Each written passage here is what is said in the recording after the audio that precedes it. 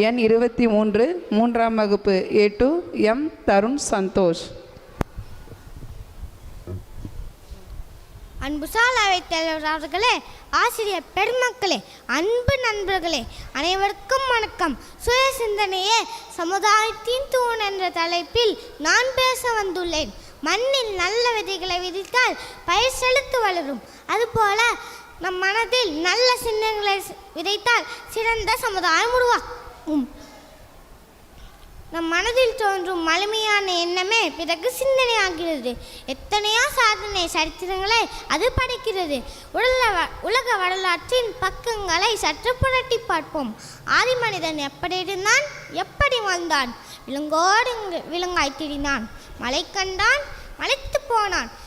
கடல் கண்டான், கலங்கி போனான். இடி மலை மின்னல் கண்டான், இடிந்து போனான். பிறகு நேர்பின் பயனடைந்தான், உணவின் சுவையறிந்தான். மேலும் சிந்தித்தான், மேம்பட்டான். நாகரிகம் வளர்த்தான், நலமாக வாழ்ந்தான்.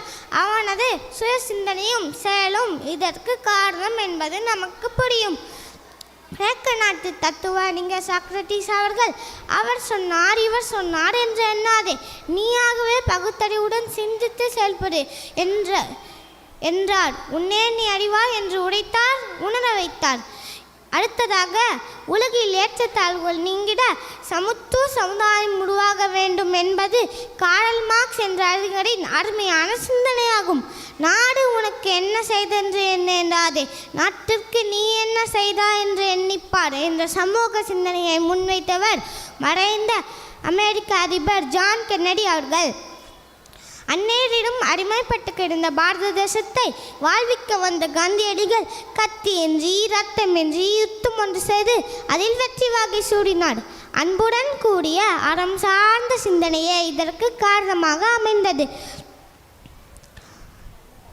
நல்ல பல சிந்தனைகளை நம் மனதில் உருவாக்குவது மட்டும் போதாது, அதை உறுதியுடன் இறுதி வரை செயலாக்க வேண்டும்.